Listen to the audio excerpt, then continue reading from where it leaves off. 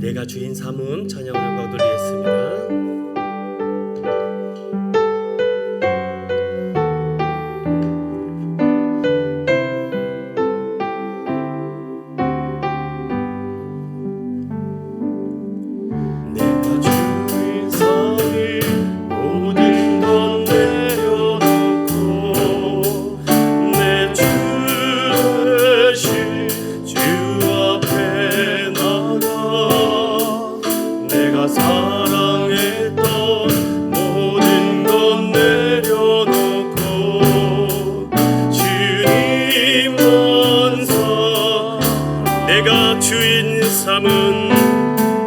내가 주인 삼은 모든 것 내려놓고 내 주 대신 주 앞에 나가 내가 사랑했던 모든 것 내려놓고 주님만 사랑하면 주사랑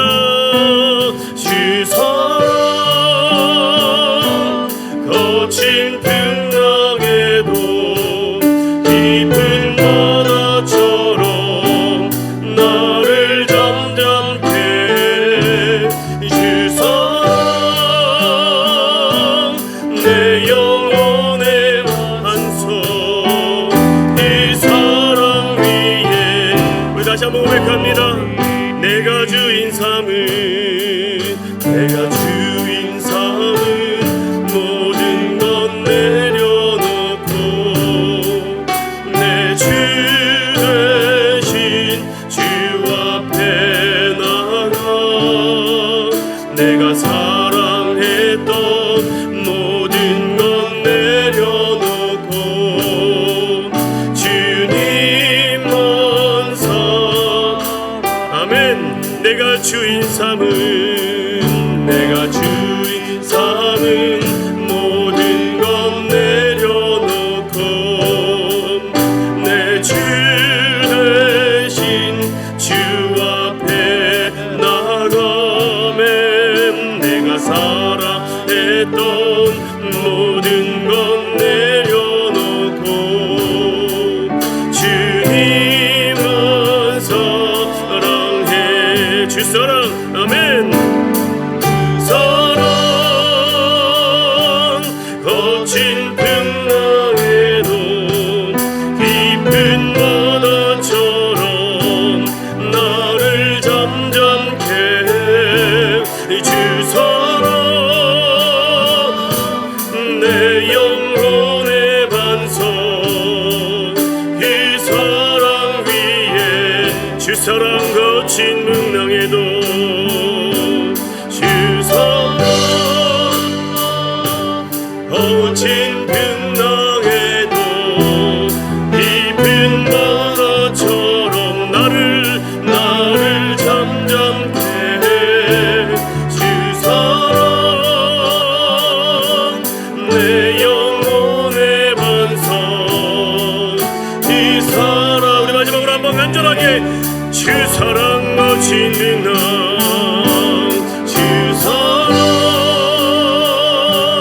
거친 풍랑에도 깊은 바다처럼 나를 잠잠케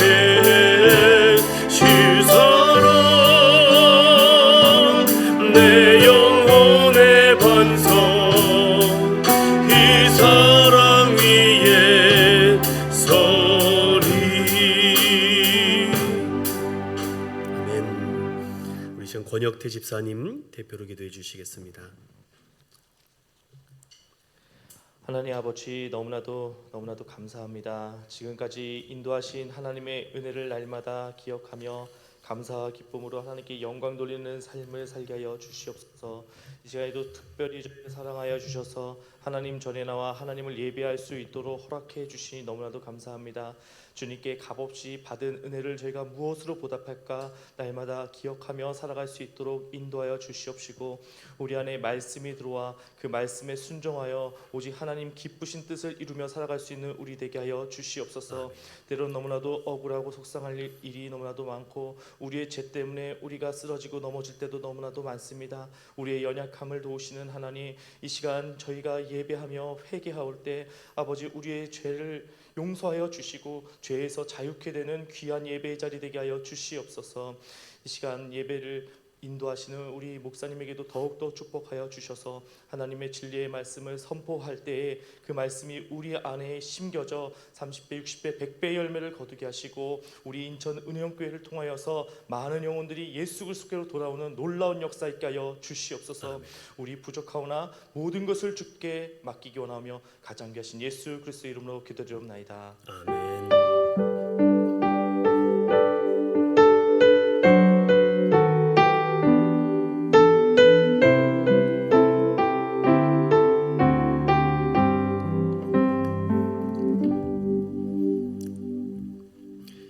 오늘 우리에게 주시는 하나님의 말씀은 느헤미야 11장 1절과 2절 그리고 12장 22절에서 26절까지 보도록 하겠습니다. 느헤미야 11장 1절과 2절 그리고 12장 22절에서 26절까지 우리 한 목소리로 함께 보도록 하겠습니다. 시작. 백성의 지도자들은 예루살렘에 거주하였고 남은 백성은 제비 뽑아 10분의 1은 거룩한 성 예루살렘에서 거주하게 하고 그 10분의 9는 다른 성읍에 거주하게 하였으며 예루살렘에 거주하기를 자원하는 모든 자를 위하여 백성들이 복을 빌었느니라. 12장 22절부터 26절까지 함께 합독하겠습니다. 시작. 엘리야십과 요야다와 요하난과 아뚜아와 때의 레이 사람의 족장이 모두 책에 기록되었고 바사왕 다리오 때의 제사장도 책에 기록되었고 레이 자손의 족장들은 엘리야십의 아들 요하난 때까지 역대 지략에 기록되었으며 레이 족속의 지도자들은 하사바야 세레바와 간미엘의 아들 예수아오라. 그들은 그들의 형제의 맞은편에 있어 하나님의 사람 다윗의 명령대로 순서를 따라 주를 찬양하며 감사하고 맏다다와 박두갸야 오바댜와 무술람과 달몬과 악굽은 다 문지기로서 순서대로 문 안의 곡간을 파수하였나니 이상의 모든 사람들은 요사닥의 손자 예수아의 아들 요야김과 총독 느헤미야와 제사장 겸 학사 에스라 때에 있었느니라. 아멘. 우리 자분들과 이렇게 인사합시다. 사랑하고 축복합니다. 정말 잘 오셨습니다. 교회 올 때마다 우리의 마음이 긴장하는 모습도 필요하지만 기쁨의 모습도 필요합니다. 잘 준비된 예배 한 시간을 통해서 하나님께서 각 사람에게 부어주실 크신 은혜와 메시지가 이 시간 있을 줄로 믿습니다. 그런 마음을 가지고 우리가 느헤미야 14번째 말씀을 함께 살펴보도록 하겠습니다. 오늘 14번째 말씀으로 제목을 이렇게 정해봤습니다. 우리 함께 읽어볼까요? 시작. 죽순처럼 준비해서 대나무처럼 쓰임받자. 우리 자업분들과 이렇게 인사해 봅시다. 죽순보다는 대나무가 됩시다. 시작. 이 그림이 무엇인지 아는 분들이 있을 거라고 생각합니다. 죽순이라고 하죠. 제가 이 말씀을 준비하면서 죽순에 대한 공부를 하게 됐습니다. 이 시간에 다 죽순에 대해서 설명드릴 수는 없지만 제가 죽순을 연구해 봤는데 그 대나무 중에 중간 크기의 대나무를 본 적 있나요? 그러니까 어떤 나무는 요만하고 어떤 대나무는 이만하고 어떤 대나무는 엄청 크고, 그런데 그런 대나무를 찾아보기 힘들다고 합니다. 서로 다른 나무들이 숲을 이루고 있지만 그 키가 대나무는 거의 비슷비슷하다라고 합니다. 그런데 왜 이렇게 대나무가 비슷할까라고 하는데 그 성장하는 속도가 동일하기 때문이다라고 하죠. 조금씩 차이는 있겠지만 죽순이 보통 6년, 길게는 7년 정도의 준비 기간을 거쳤다. 한여름 무더운 장마에 30에서 40여일 동안 비가 내릴 때 그 빗물을 흠뻑 마시고 30cm 하루에 키가 자라나는 나무가 대나무라고 합니다. 6년 동안이나 그 죽순이 몇 마디를 잘 준비하고 잘 계획하고 잘 담아뒀다가 한 번에 크는 나무가 대나무다라고 합니다. 전 여기서 놀라운 통찰력을 깨닫게 됐습니다. 자, 죽순처럼 준비해서 대나무처럼 쓰임 받아야 되겠구나. 왜냐, 죽순을 우리가 식용으로도 먹기도 합니다. 그런데 죽순에서 머물면은 그냥 식용으로 관상용으로밖에 남아지지 않는데 대나무가 되면서 쓰임새와 용도가 굉장히 다양해집니다. 사랑하는 우리 인천영교회 성도 여러분, 죽순도 좋겠지만 이왕이면 죽순보다는 대나무가 되는 저와 여러분이 되시기를 축원드립니다. 하나님이 하나님만 아시는 방법으로 우리 성도들을 훈련시키고 양육시킵니다. 그래서 우리는 그 훈련을 잘 준비했다가 하나님께서 그때에 그 사람을 쓰십니다. 하나님이 쓰시는 사람은 정말 알 수가 없습니다. 도대체 저 사람일 것 같은데 이 사람이고, 이 사람이 아닐 것 같은데 이 사람이고, 성경의 많은 인물들을 보면은 하나님이 쓰시기에는 몇 %가 부족한 사람들이 있지만, 하지만 하나님은 그 사람의 모든 장점과 단점까지도 잘 준비해서 대나무처럼 쓰시는 성경의 인물들이 굉장히 많이 있습니다. 개인적으로 영화를 좋아하는데 여러분 최근 며칠 동안 아카데미 시상식에 우리 잘 아는 윤여정 선생님께서 나무 여우, 그 굉장한 여우 조연상을 받지 않았습니까? 그냥 인기상 하나 받는 것도 대단한데 여러분 오스카 상을 받았다는 것은요, 제가 우리 애들한테도 금메달을 딴 것이다, 그 정도로 굉장한 것이다. 그런데 아직 우리는 그런 감흥을 잘 모르는 것 같습니다. 그런데 그 윤 선생님께서 여러 가지 인터뷰하는 상황을 제가 쭉 지켜보면서 목회자로서, 목사로서 탁 들어오는 글귀가 하나 있었습니다. 다른 사람들은 이런저런 얘기를 막 하는데 제가 목사로서 딱 가슴에 공감됐던 말은 이겁니다. 나는 배우지 스타가 아닙니다. 여러분 한번 해볼까요? 난 배우가 아니라, 나는 배우지 스타가 아닙니다. 무려 75세나 되는 고령의 어르신이 하는 말이 겁니다. 나는 스타가 아니라 배우다. 정말 인생을 멋지게 사시는 분이 바로 이 한 줄에서 나오는 것이구나. 왜냐, 제가 그 말을 듣는 순간 제 마음속에 그렇지, 우리는 스타이신 예수 그리스도를 주로 모시고 우리는 이 땅에서 믿음의 배우로 살아가는 것이구나. 믿으십니까? 우리는 믿음을 가지고 살아가는 것이지 우리가 스타가 아닙니다. 그런데 우리가 자꾸 스타가 되려고 합니다. 스타이신 예수 그리스도를 우리 주로 모시고 그분과 함께 있으면 우리도 주연은 아니겠지만 그분과 함께 있으면서 우리도 스타의 반열에 올라가는 거 아닙니까? 거기 인터뷰에 또 그런 기사가 있습니다.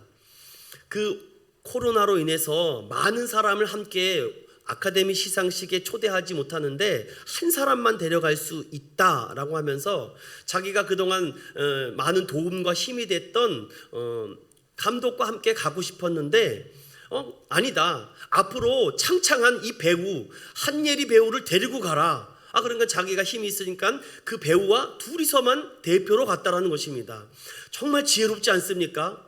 앞으로 다음을 위해서 이 배우를 앞으로 이 아카데미 시상식을 보고 느끼고 경험하라고, 그 얼마나 인생에 한 번에 있을까 말까 한 경험을 그 배우가 했겠습니까? 나는 이제 지는 해다.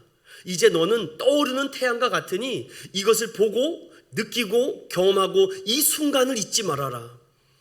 참 이러한 스승과 선배와 우리 리더를 만난다면 전 정말 행복할 것 같습니다.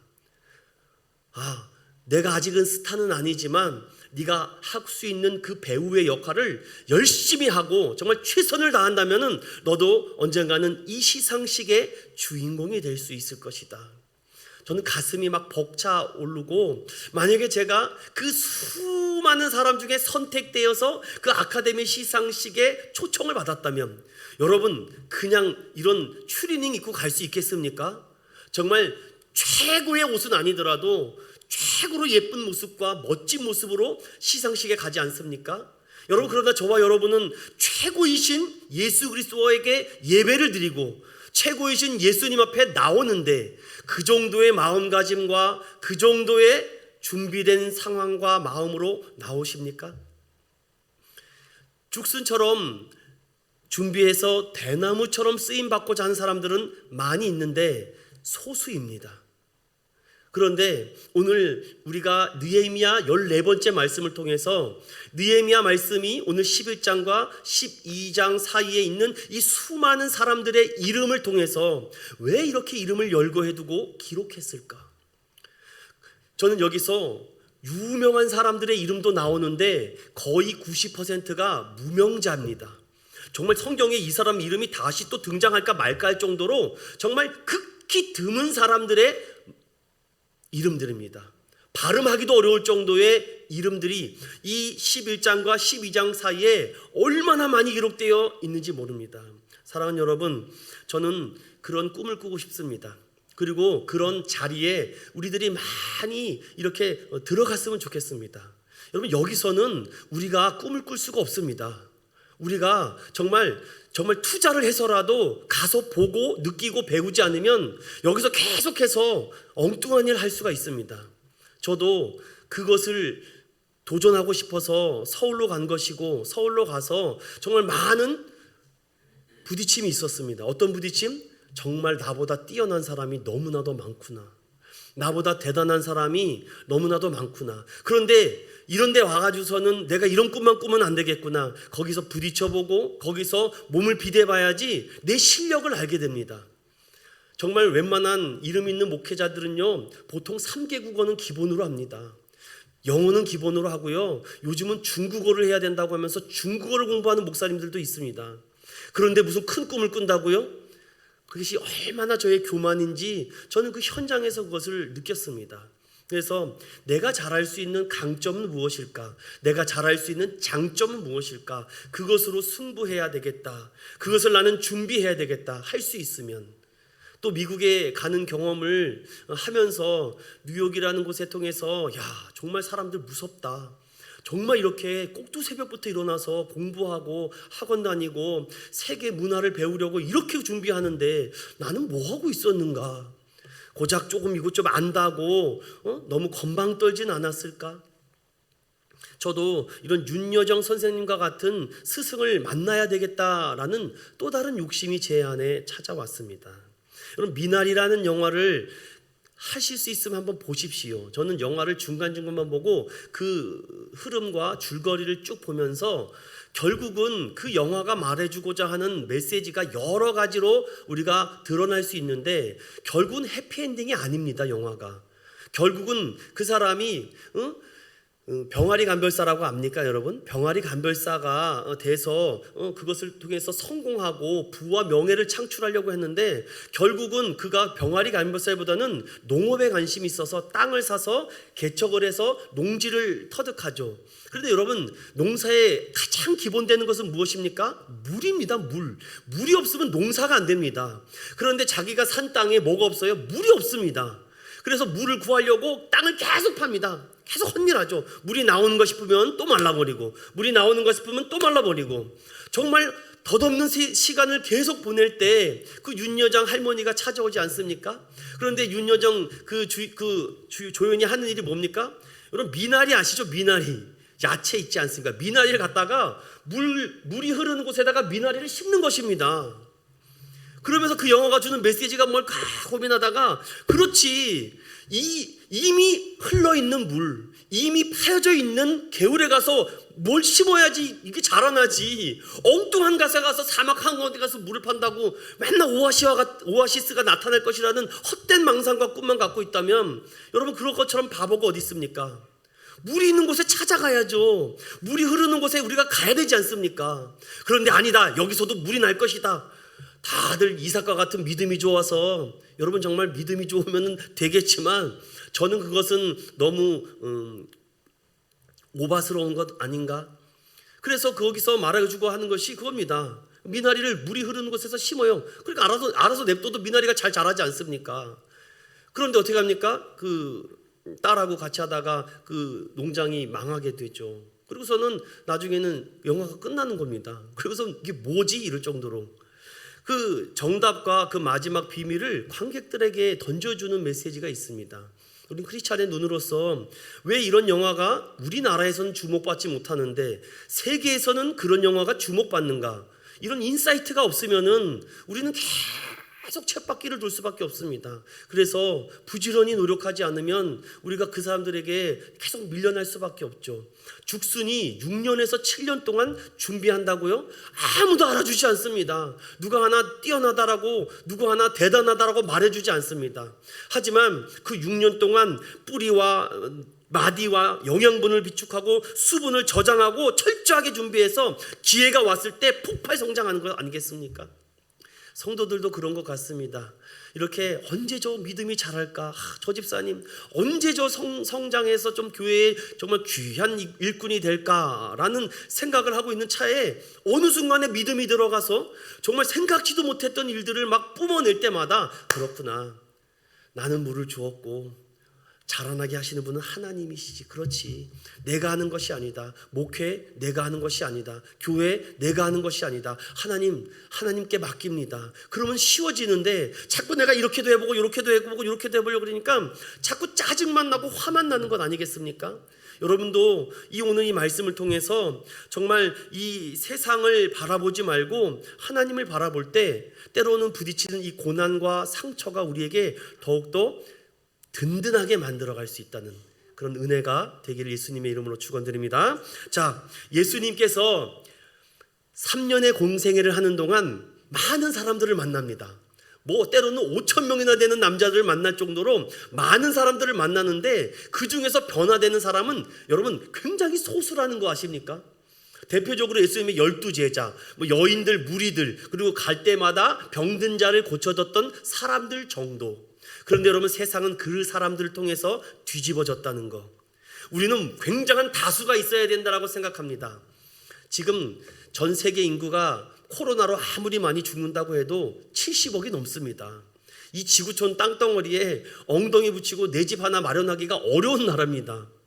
그런데 여러분, 기독교 인구가 이단과 다른 종파까지 합해서 23억, 많게는 26억이라고도 얘기하는데 정말 거기에 대해서 순수하게 정말 그리스도를 믿는 사람들은 몇 명 될까?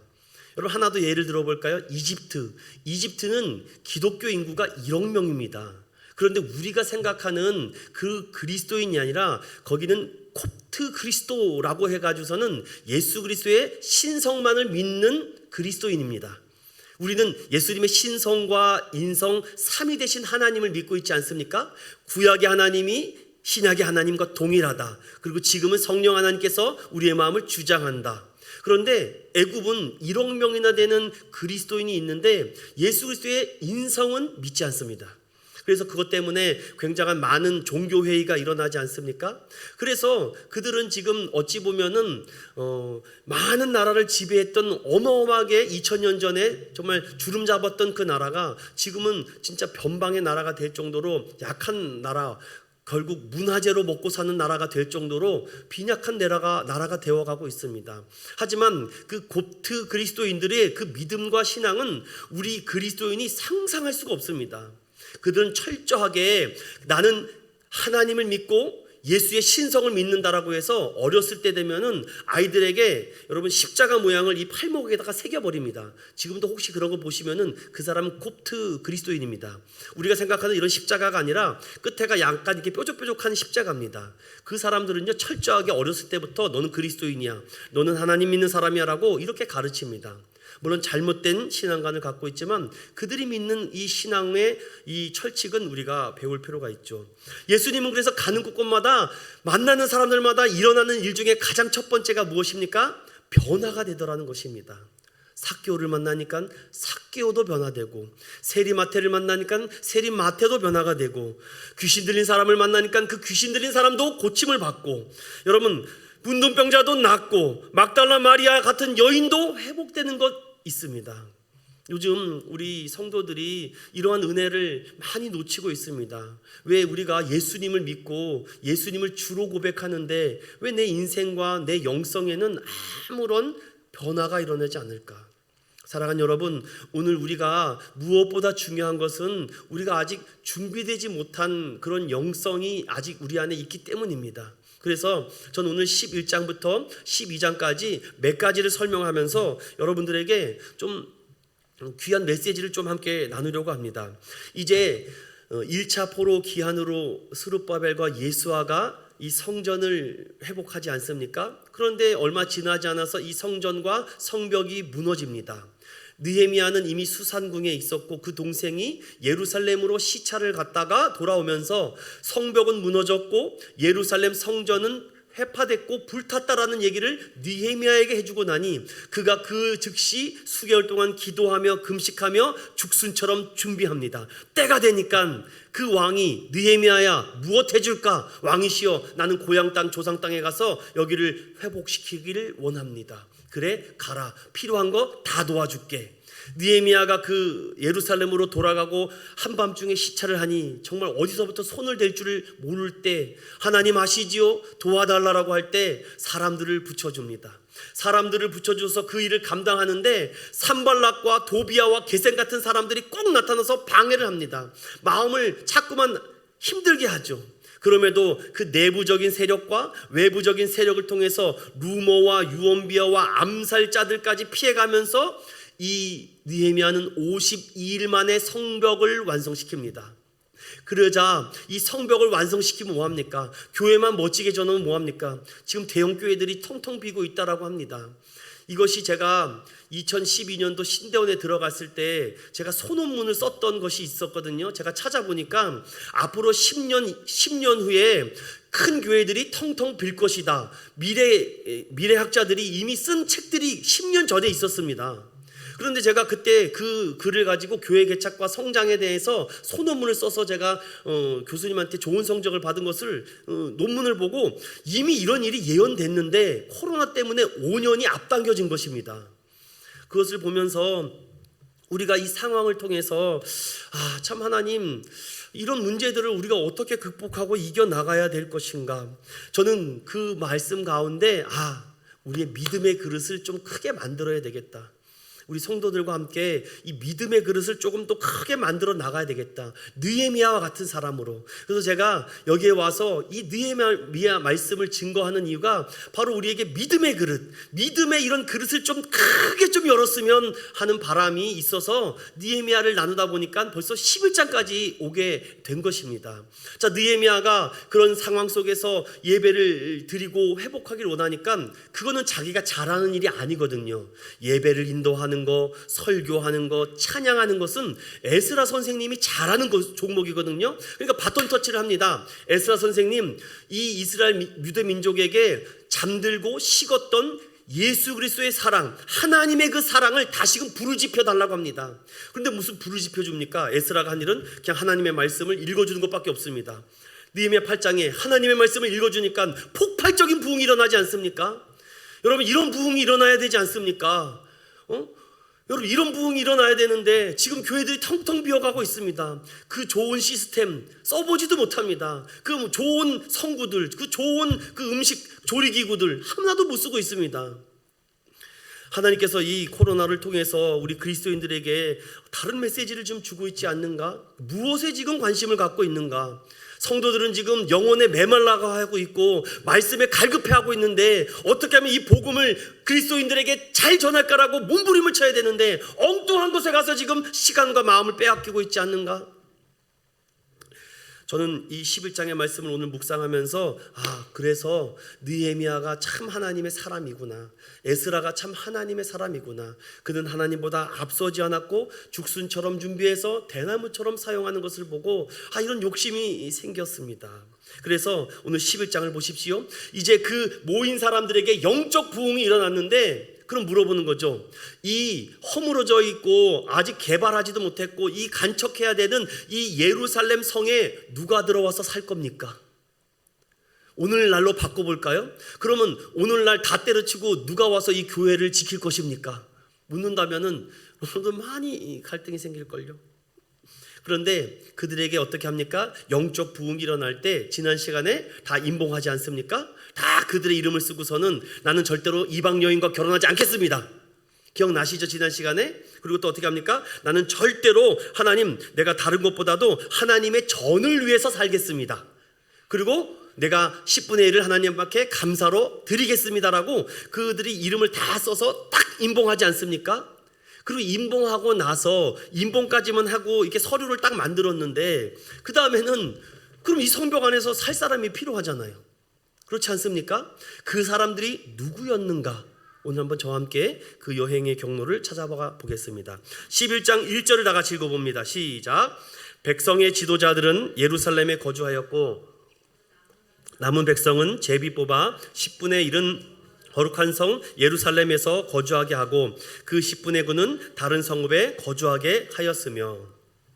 자, 느헤미야 11장은 12장에 기록된 헌신자들에 대한 모습입니다. 헌신자들에 대한 이름이 많아서 제가 오늘 다 봉독하진 않은 겁니다. 자, 그런데 이 안에서 인구가 들어와서 여기서 살아야지만 되지 않습니까? 여러분, 사람이 살지 않는 집을 보세요. 냄새가 납니다. 곰팡이가 쓰고요. 그리고 그곳에 벌레가 생깁니다. 그래서 사람이 어찌됐든 살면은요, 불을 떼고 사람이 왔다 갔다 환기를 시키기 때문에 그 집이 생기가 돕니다. 그런데 교회도 똑같아요. 자꾸 사람들이 왔다 가고 들락날락 그래야지 교회가 생기가 있는 것입니다.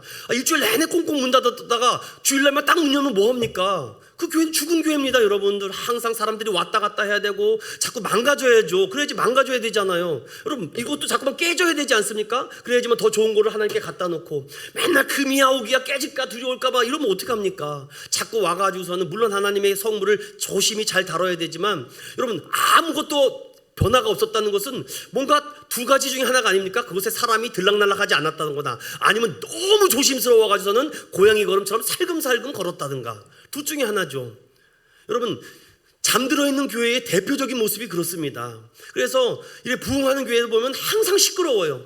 항상 시끄럽습니다. 여기 싸우는 소리, 웃는 소리, 찬양하는 소리, 기도하는 소리, 성경 공부하는 소리, 여기서 우락탕 하는데 죽은 교회는요 가면은 냉랭합니다. 아무리 말씀을 들어도 은혜가 되지 않고 마음에 비수가 안 꽂혀요. 그래서 오늘 이 말씀을 통해서 누가 축복을 받는가, 나는 여러분들이 되었으면 좋겠습니다. 물론 여기에서 지금 말씀드리는 사람들이 다 나에게 해당하는 것이 아닙니다. 나와 좀 상응되고 내가 조금 도전해야 될 부분은 어느 부분인가, 이것을 여러분 좀 찾았으면 좋겠습니다. 첫 번째로 하나님이 축복하시고 쓰시는 사람은 어떤 사람입니까? 1번 시작. 먼저 희생하는 사람. 1절을 보세요. 백성의 지도자들은 예루살렘에 거주하였고. 묻지도 따지지도 않습니다. 당연히 제가 가서 예루살렘을 지켜야죠. 하나님, 내가 이 성벽을 지켜야죠. 내가 당연히 하나님 먼저 솔선수범해서 먼저 가겠습니다. 앞서 헌신하는 교회, 앞서 헌신하는 성도들이 많은 곳, 그것이 희망이 있습니다. 교회에서는요, 직분이 높을수록 더욱 헌신하고, 중직 자리는 높은 자리가 아니라 헌신하는 자리입니다. 그런 교회가 없었으면 하지만 장로 직분 받고 나서 새벽 기도를 더 안 합니다. 참 그런 교회 있습니다. 여러분, 권사 직분 맡고도 기도 안 합니다. 여러분, 목회자는 기도하는 것이 당연한 일입니다. 이거는 잘난 체할 일이 아닙니다. 당연히 예배드리고 기도하는 거, 말씀 보는 건 여러분보다 못해도 10배 이상을 해야 되는 것이 저희들의 역할인데, 그런데 교회에 큰 일을 감당하라고 중직을 맡겨놨는데 기본을 못하고 있으니 어떡합니까? 먼저 희생하는 성도들은 하나님은 그들에게 갑절의 은혜를 주실 수밖에 없습니다. 자신의 몸과 마음과 물질도 항상 하나님을 위해서 희생하는데 하나님이 가만히 두겠습니까? 여러분, 멀리 갈 것도 없어요. 저를 봐도 제가 하나님을 위해서 아까워하지 않고 하나님의 전을 위해서 드려. 저는 우리 집사람에게도 그렇게 말했습니다. 교회를 위해서 이거 필요해? 그럼 우리 집도 바칠 수 있어? 그러니까 그렇다라고 하더라고요. 역시 사모는 다르군요. 그런 마음, 하나님이 정말 원하시면 드릴 수 있는 그 마음, 먼저 희생하려고 하는 그 마음, 전 그들이 그곳에 가서 녹아질 때 교회가 부흥된다고 전 믿습니다. 아멘입니까? 여러분, 희생이 무엇입니까? 바로 우리가 가르쳐주신 희생은 바로 십자가의 사랑입니다. 여러분, 사랑이 없으면은요 희생할 수 없어요. 저는 우리 인천영교회 성도님들이 누구보다도 우리 교회를 사랑하는 줄로 믿습니다. 그래서 그냥 참 잘 됐으면 좋겠어요. 교회가, 맞죠? 교회가 조금 더 아름다웠으면 좋겠고, 좀 화려했으면 좋겠고, 조금 더 사람도 많았으면 좋겠고. 여기 저만 그런가요? 여러분도 그렇잖아요? 그 마음이 통하잖아요? 그럼 하나님이 준비하라고 합니다. 죽순처럼 탁 준비시켜요. 그 다음에 때가 되면요 하나님 보내주십니다. 전 새벽마다 빼놓지 않고 지금 기도하는 기도 제목이 뭐냐면, 하나님 지금 필요한 사람이 있는데 하나님 언제 보내주실 거예요? 이렇게 떼쓰면서 기도합니다. 하나님, 저 역할이 좀 필요한데요, 하나님 언제 보내주실 겁니까? 가능하면 좀 빨리 좀 보내주십시오. 그런데 그런 기도를 제가 황당한 기도를 들 때가 있습니다. 왜 그런 기도가 나옵니까? 이 교회를 사랑하니까 그런 기도가 나옵니다. 사랑하지 않으면 관심이 없습니다. 여러분, 그냥 될 대로 되라 그러죠. 여러분의 직장, 일터 사랑해 보십시오. 그러면 사장님이 이뻐 보입니다. 왜냐? 월급을 주시니까요. 그리고 밥도 주고 돈도 주고. 여러분, 예수님을 사랑해 보십시오. 그러면 교회를 사랑하게 돼 있습니다. 아멘입니까? 남 탓하지 말고요, 나부터 한번 돌아봅시다. 남을 이해하고 희생하고. 그래서 저도 이렇게 많은 사람을 만나지 않았지만요, 참 누구를 사랑하다 보니까 그 사랑이 지나칠 때가 있어요. 그러니까 너무 지나치다 보면은요 나만 사랑하는 것 같아 보여요. 여러분, 교회를 사랑하십니까? 그런데 나만 교회를 사랑하는 것처럼 너무 티내지 마십시오. 왜냐? 나만 너무 오버하면요 다른 사람이 못 따라갑니다. 여러분, 우리 여기 제일 어린 하유리가 있는데, 제가 하유리랑 여기서 금을 거놓고서는 100m 달리기를 하면 누가 이기겠습니까? 하유리가 이긴다고요? 믿음이 되게 좋으십니다. 여러분, 제가 가다가 돌부리에 넘어져서 완전히 납작 엎져서 이마를 깎이지 않는 이상은 하유리는 저를 이길 수가 없습니다. 그러면 이길 수 있는 방법은 무엇입니까? 제가 져주면 됩니다. 하유리랑 땡 하고 하다가 우리 가끔 어른들이 아이들이랑 팔씨름할 때 괜히 져주지 않습니까? 하나님이 져주시면 됩니다. 아멘입니까? 왜냐? 우리를 사랑하기 때문에. 여러분, 우리 자녀들을 사랑하잖아요. 그래서 요거 한 방이면 끝날 거 그냥 봐주잖아요. 교회를 사랑하는 예수 그리스도는 교회를 사랑하셔서 값으로 매길 수 없도록 피값으로 우리를 살려주셨습니다. 먼저 희생하는 저와 여러분이 되어보기를 축원드립니다. 또 하나 함께 읽어볼까요? 힘든 일에 선택된 사람. 힘든 일에 선택된 사람 1절을 보십시오. 그 남은 백성은 제비 뽑아 10분의 1은 거룩한 성 예루살렘 성에 거주하고 10분의 9는 다른 성읍에 거주하였다. 여러분, 여기서 여러 가지 해석들이 있습니다. 가기 싫은데 억지로 제비 뽑혀서 사람이 갔다라는 해석이 하나가 있고, 아니다, 너무너무 가고 싶은데 너무나도 가고자 하는 사람들이 많아서 제비 뽑아서 선택된 사람이 들어간 사람들이 있다. 여러분, 어떤 것이 맞는 것 같습니까? 거기 가면은 계속 삽질해야 되고 땅 파야 되고 맨날 일을 해야 되는데 거기 가야 됩니까? 그런데 어쩔 수 없어. 누군가는 가서 거기서 일을 해야지라고 제비 뽑아가지고 너 선택됐어. 너 가서 예루살렘 성에 가서 일해라고 선택된 것 같습니까? 아니면은 제가 가겠습니다. 제가 지키겠습니다. 제가 해보겠습니다라고 너무 가릴 사람이 많다 보니까 제비를 뽑아서 10분의 1이 그 성에 들어간 것 같습니까? 1번입니까? 2번입니까? 네? 1번이요? 2번이요? 1번이요? 많은 서적과 주석들과 많은 목회자들은 1번의 무게를 많이 싣습니다. 가기 싫은데 거기 가면은 일을 해야 되고 정말 너무 힘들어 하기 싫은데 편하고 쉽게 여기 집 잘 져놨는데 이 아파트 팔고 왜 저기 가야 돼? 10명의 8, 9명의 해석과 주장은 그렇게 선택되어서 갔다라고 하는데 아주 극히 소수의 몇 목사님들은 아니다. 지금 앞에 8장, 9장, 10장을 봐라. 이들이 지금 영적으로 지금 완전히 막 부흥이 일어나고 영적으로 지금 막 힘이 솟는데 너무나도 가려고 하는 사람들이 많이 있는데 너무 많아서 그 중에 선택된 사람들이 간 것이다라고 말하는 해석이 있습니다. 여러분 어디가 더 맞는 것 같습니까?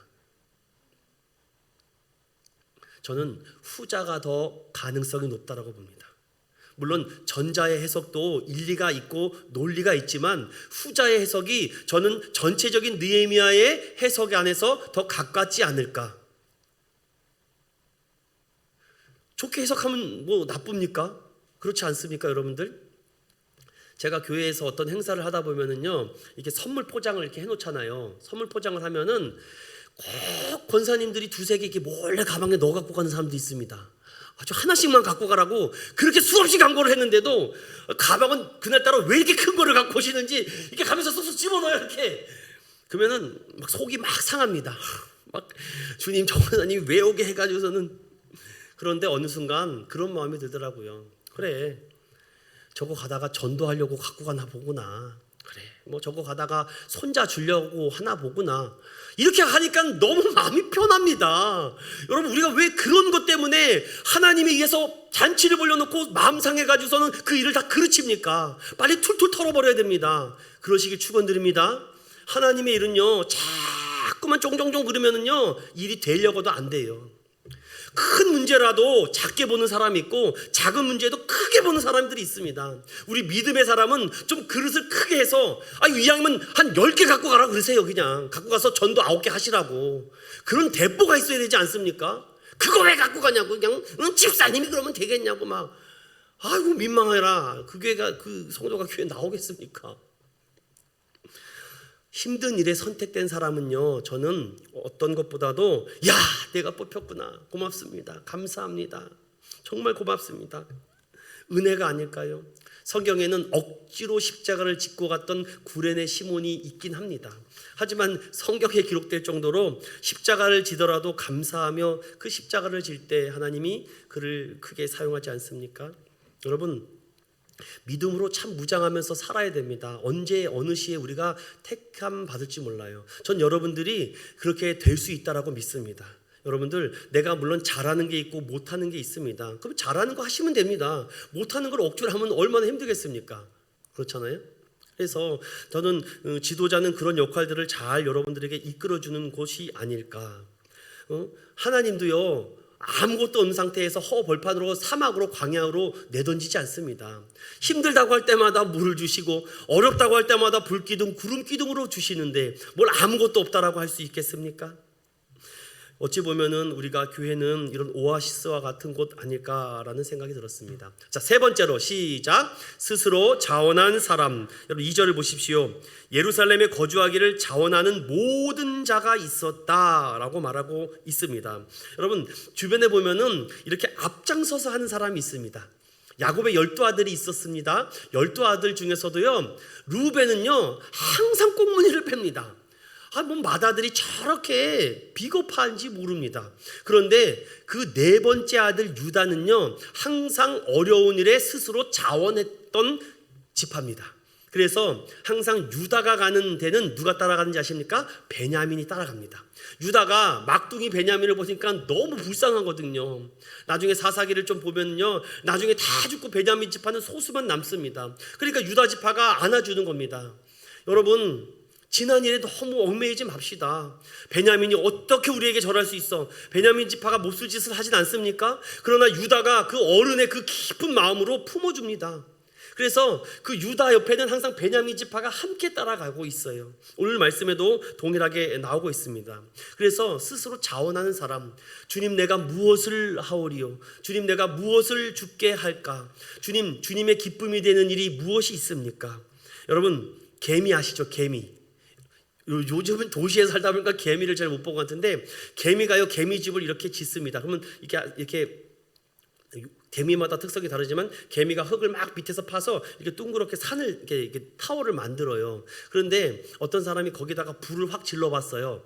그 개미 집에다가 불을 확 질렀더니만 여러분, 일꾼 개미들이 나와서 몸을 던집니다. 그래서 몸을 개미가 던지면요, 개미산이라는 게 나오거든요. 그 개미산을 나와서 자신을 죽여서 그 불을 끈다라고 합니다.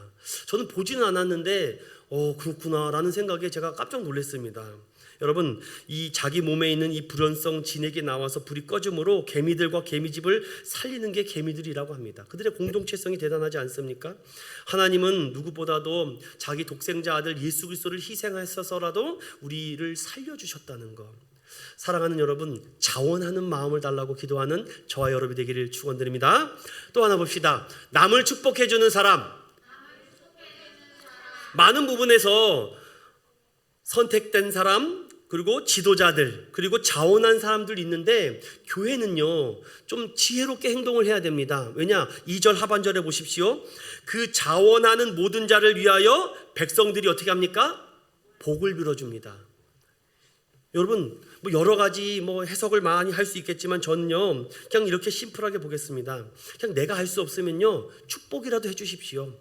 저 집사님, 저 장로님은 참 하나님의 은혜를 많이 받아서 정말 헌금도 많이 드리고 시간도 많이 드리고 목사님 대접도 잘해드리고, 여러분 그게 부럽습니까? 복을 빌어주세요. 복을 빌어주시면 됩니다. 여러분들, 그러한 은사와 은혜를 받았구나. 그럼 나는 하나님 어떤 은혜와 은사를 주었을까? 평생 남 부러워하다가 인생을 마칠 겁니까? 아니면은요, 여러분 부러워하다가 인생을 끝난 사람들이 얼마나 많이 있습니까? 축복해 주세요. 여러분, 성경에도 예수님께서 복음을 전하러 가다가 막 여기 이 가정에다가 축복을 빌어줍니다. 하나님의 은혜를 받으세요. 평안하기를 원합니다 라고 하는데, 그 사람이 그 받을 자격과 능력이 안 되잖아요. 그럼 그 평안이 누구한테 돌아옵니까? 내게로 돌아옵니다. 여러분들, 내게로 돌아와요. 그래서 이왕이면요 축복을 빌어주고 저주하지 마십시오. 우리의 입술을 조심하게 해야 됩니다. 항상 긍정적인 말을 해야 되고, 좋은 말, 복을 빌어주는 말. 지금은 그렇지만 하나님 은혜 주시면은 저 영혼도 돌이킬 거야. 저 사람 지금은 저렇게 살지만 하나님이 정말 은혜 주시고 평강 주시면은 다시금 회복할 줄로 믿겠다. 우리 그리스도인들이 그런 사람들 아닙니까? 세상 사람들이 말하는 것과 똑같이 말한다면은 오늘 별 차이 없지 않습니까? 우리는 약자 앞에서는 강해 보이고 강자 앞에서는 약해 보이는 그런 비굴한 성도가 되지 맙시다. 우리 그렇게 못하더라도 남을 위해서 축복해주는 너그러운 마음과 넉넉한 믿음을 달라고 기도하는 저와 여러분 되시기를 축원드립니다. 저도 이걸 하면서 100% 잘한다라고 여러분들에게 솔직하게 말 못 들어요. 왜냐하면 저도 욕심이 있고 저도 부러운 게 있습니다. 그렇지 않습니까? 여러분도 그렇지 않아요? 나도 좋은 집, 좋은 차, 좋은 거 막 하고 싶습니다. 그런데 그게 전부가 아니기 때문에, 그거 주어진다고 해서 내가 감당할 만한 그릇이 안 되면은 안 돼요. 내가 1000명 하나님 성도 주세요. 그런데 내가 1000명을 감당할 만한 목회자가 안 되면 하나님이 주실 수 없잖아요. 그래서 내가 1000명을 감당할 수 있고 10,000명을 감당할 수 있는 그릇이 되는 게 문제지, 안 주시면 그만이죠. 그럼 후손에게 가든 다른 사람에게 가든. 그런 넉넉한 믿음과 은혜를 달라고 기도하는 저와 여러분 되시기를 축원드립니다. 또 하나가 더 있습니다. 여러분들 함께 읽어볼까요? 시작. 교회를 힘써 지키는 사람이라고 되어 있습니다. 이 부분은 여러분들 여기 성경을 보면서 함께 살펴볼게요. 이제 성경으로 돌아오고 제가 마무리를 짓겠습니다. 11장 보시면은요 3절을 다 같이 읽어보겠습니다. 우리가 읽지 않았으니까 3절 시작. 이스라엘과 제사장들과 레위 사람들과 느비딤 사람들과 솔로몬의 신하들의 자손은 자손은 유다 여러 성읍에서 각각 자기 성읍 자기 기업에 거주하였느니라. 예루살렘에 거주한 그 지방의 지도자들은 이러하니 라고 말하며 거기로부터 계속해서 사람들이 나옵니다. 자, 눈을 따라오세요. 저와 함께 눈을 뚝 따라오시고 어떤 사람들이 있는지 보십시오. 6절을 보시죠. 6절을 한번 읽어볼게요. 시작. 예루살렘에 거주한 베레스 자손은 모두 468명이니 다 용사였더라. 여러분, 지키려면 군인이 필요하지 않습니까? 군인. 그래서 또 그런 사람들도 있었고, 그런데 여러분, 이렇게 많은 사람들도 필요하고 많은 일꾼도 필요하지만요, 중요한 거는요, 제사장 그룹입니다. 제사장 그룹이 해야 될 일이 무엇입니까? 저는 여기서 여러분들에게 이렇게 좀 정리를 해드릴게요. 앞으로 어떻게 협력하고 어떻게 헌신하고 힘쓰든지 5가지입니다. 이렇게 5가지로 협력하고 헌신하는 겁니다. 11절에서부터 14절을 보십시오. 11절에 보면 또 하나님의 전을 맡은 자 스라야라고 하면서 무려 1192명의 사람들의 이름이 나왔다라고 말씀하고 있습니다. 그리고 16절을 보십시오. 16절에 보면 또 레위 사람의 족장 삽부대와 요사밭이니 그들은 어떤 일을 맡았습니까? 하나님의 전 밭가디를 맡았고, 요즘식으로 말하면 교회 일을 하다 보면 뭐 주차장, 뭐 이렇게 뭐 여러 가지 이렇게 보조 사역 있잖아요. 이거는 뭐 본질적인 부분은 아닌데 뭐 화장실 청소, 뭐 청소하는 거 이런 거 있지 않습니까? 저도 화장실 청소를 교회에서 1년간 한 사람입니다. 아주 내가 얼마나 하나님이 내 교만을 꺾으려고 하는지 저는 화장실 청소를 하면서 저의 교만이 많이 무너졌습니다. 그렇처럼 교회에서 이렇게 보조 사역 이런 부분들을 감당하는 사람들도 있고, 17절을 보겠습니다. 17절 읽어볼게요. 시작. 또 아삽의 증손 삽디의 손자 미가의 아들 마따냐이니 그는 기도할 때에 감사하는 말씀을 인도하는 자가 되었고. 자, 기도 사역이죠. 여러분, 중보기도팀이 교회에서 필요한 것이 바로 이것입니다. 어떠한 일을, 만약에 뭐 제가 어디에 집회를 가거나 어디 인도하러 갈 때 우리 성도들이 기도해 줬을 때 더 큰 은혜와 부흥이 일어나지 않겠습니까? 그리고 또 기도 사역에 헌신하는 사람들도 있고, 또 22절 읽어봅니다. 22절 시작. 노래하는 자들인 아삽 자손 중 미가의 현손 마따다의 증손 하사바의 손자 바니의 아들 우시는 예루살렘에 거주하는 레위 사람의 감독이 되어 하나님의 전일을 맡아 다스렸나니. 여러분, 이 무슨 사역입니까? 찬양 사역이죠. 그래서 앞으로는 우리 예배 중에 좀 풍성한 찬양도 많았으면 좋겠고, 여러분들 또 찬양 집회도 우리에게 또 했으면 좋겠고, 이 하나님의 전이 존재하는 목적은 무엇입니까? 뭐 다른 사람 여기 좋으라고 시킵니까? 아닙니다. 여기서 하나님께 찬양하고 예배하고 영광 돌리는 장소입니다. 이곳이. 여러분 믿으십니까? 이곳에서 다른 거 하면 안 되겠죠. 자, 분명히 노래하는 자들도 세웠고, 그리고 또 어떤 자들을 세웁니까? 24절 읽어봅니다. 시작. 유다의 아들 세라의 자손 곧 무세사벨의 아들 부다히아는 왕의 수하에서 백성의 일을 다스렸느니라. 아멘. 이것이 행정사역이죠. 그래서 교회 안에는요, 예배를 인도하는 예배 사역팀이 필요하고, 또 교회 예배 말고 그 외에서 함께 일해주는 보조 사역이 필요하고, 또한 기도팀이 필요하고 찬양팀이 필요하고, 또는 행정을 다스릴 행정사역팀이 필요하다라는 것입니다. 여러분, 우리가 각자 주신 은사들이 있어요. 그래서 그 은사들을 가지고 내가 잘할 수 있는 거 하시면 됩니다. 그리고 그런 일이 없으면 제가 아까 전에 말하지 않습니까? 하나님, 지금 저 역할이 필요한 사람이 있는데 가능하면 좀 빨리 좀 보내달라고 기도합시다.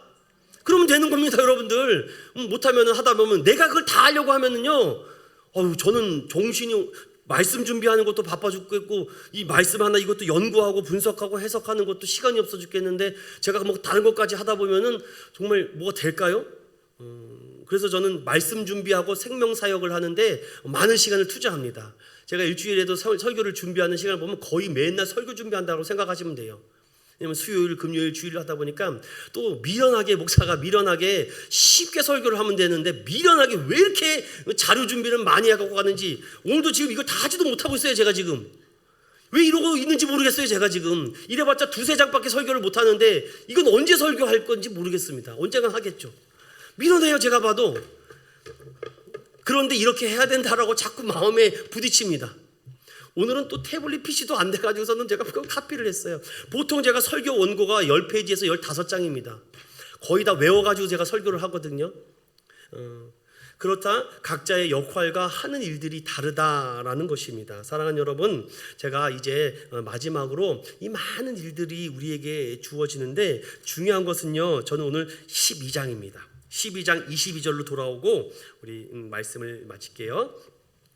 자, 여기서 12장 22절에서부터 26절까지 반복되는 말씀들이 있어요. 여러분 눈치가 빠르시면은 이것을 금방 찾을 수가 있을 것 같아요. 제가 한번 읽어보면 22절 중반 후반절에 레이 사람의 족장 모이 모두 책에 기록되었고 바사왕 다리오 때의 제사장도 책에 기록되었고 23절에 역대 지략에 기록되었으며 24절 후반절에 하나님의 사람 다윗의 명령대로 순서를 따라 주를 찬양하며 감사하고.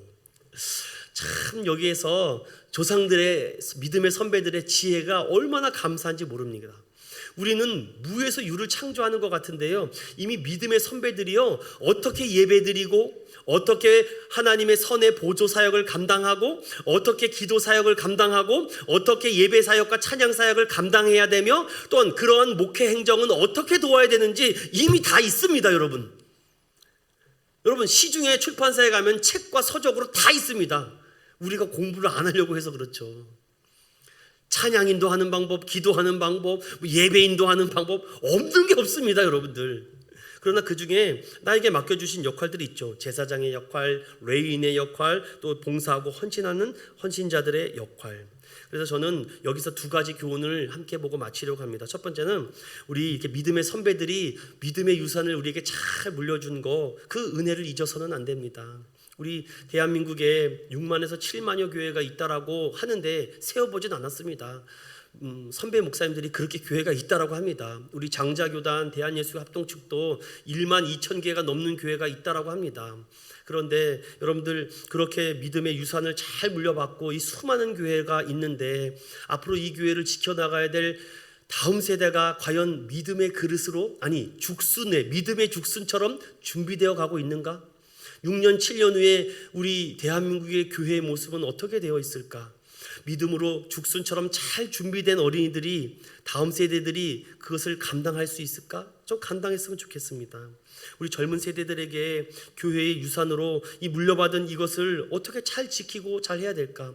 여러분 방법과 하는 것이 좀 다를 뿐이지 다 교회를 사랑하고 교회를 지키려고 하고 교회를 누구보다도 아끼고 누구보다도 교회를 지키려고 하는 게 우리 성도들의 모습 아닙니까? 저는 수많은 교회들도 지금 의인 10사람이 교회를 지키고 있다고 믿습니다. 그런데 우리가 하나 되어서 교회가 한 마음과 한 뜻으로 그 선배들이 남겨놓으신 눈물과 기도와 피땀의 수고를 우리가 어찌 그냥 허물어뜨릴 수가 있겠습니까? 그래서 두 번째로 하나님의 자녀들이 자신을 섬길 때 항상 우리는 기록해야 됩니다. 여러분 기록하십시오.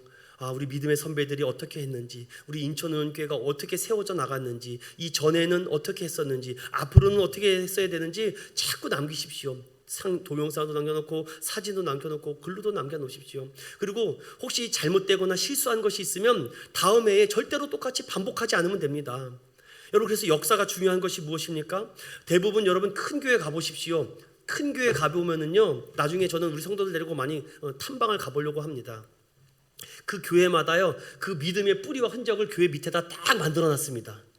어떻게 교회가 생겼고 누가 창립했고 누가 설립했고 어떻게 교회가 성장했고 어떻게 건축했고 어떻게 했는지를 쫙 역사로 만들어납니다. 대부분 중대형 교회들은 다 그렇게 만들어놨어요. 왜냐? 자부심입니다. 그게. 그래서 지금 잘 그거를 만들어 놔야 됩니다. 앞으로 우리도 20년 후에 홈커밍 데이도 해서 그때 우리 인천은연교회가 20년 후에 이렇게 되었다. 참 다 여러분들이 그때 그 교회를 헌신하고 눈물과 땀을 남겨두었던 그 유산을 이 다음 세대들이 잘 지금까지 물려받아 이어나가고 있다. 그들도 얼마나 뿌듯하고 희망차겠습니까? 사랑하는 우리 믿음의 성도 여러분, 오늘 잊지 맙시다. 우리의 이름은요 하나님의 생명책과 기념책에 기록된 거 그거 하나만으로 만족하는 저와 여러분이 되시기를 축원드립니다. 그래서 오늘 중요한 것은요 누가 하나님 앞에 이 땅에서 축복도 좀 많이 받고 하나님의 일도 많이 하다가 하나님께 많은 영광 돌려야 되지 않겠습니까? 혹자들은 이 땅에서 영광 다 받으면 하늘나라에 가서 받을 복이 없다, 이렇게까지도 말씀하시는 분들도 있습니다. 그래서 저는 우리 인천영교회 성도들이 다 축복받고 하나님의 은혜 많이 받아서 이 믿음의 유산이 우리 자손들에게까지 계속 흘러갔으면 좋겠습니다. 그래서 그러기 위해서는 내가 먼저 희생할 줄 아는가 한번 돌아보십시오. 아니면 내가 힘든 일에 선택되었을 때 자원하는 마음이 있었을까? 그리고 내가 못하면 남을 축복하는 자들일까? 아니면 나는 끝까지 교회를 지키는 사람일까? 여러분, 그 선택과 그 자유의지가 여러분들에게 있으니까 여러분이 할 수 있는 것 더 힘을 내서 더 큰 은사를 사모해 보십시오. 그리고 교회는요, 여러 사역들이 있습니다. 예배 사역, 보조 사역, 기도 찬양, 행정 사역 등 여러 가지 사역들이 있으니까 내가 잘 죽순처럼 지금부터 준비시키십시오. 음악을 잘하는 사람, 여기 악기들도 열심히 연습해 보시고, 그래서 여러분들에게 좀 원대한 좀 큰 마음으로 가지고 성령님께 의지하여 새 마음과 새 영을 달라고 기도하여 대나무처럼 믿음의 영적 대나무들이 되시기를 예수님의 이름으로 축원드립니다.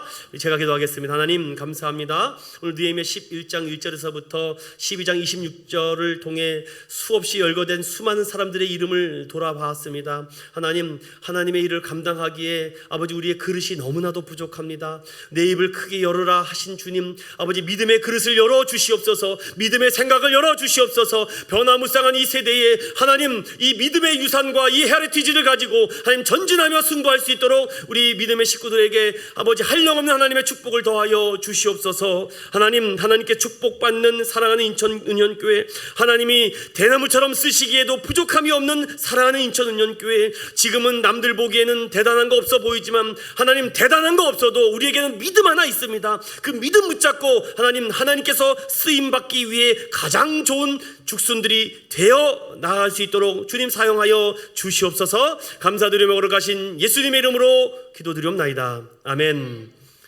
우리 주 예수 그리스도의 은혜와 하나님의 사랑하심과 성령님의 감동 감화위로 교통하심이 믿음의 영적 대나무가 되고자 원하는 사랑하는 성도들 머리 위에, 예배를 마치고 돌아가는 성도들 머리 위에 이제로부터 영원토록 함께 있을지어다.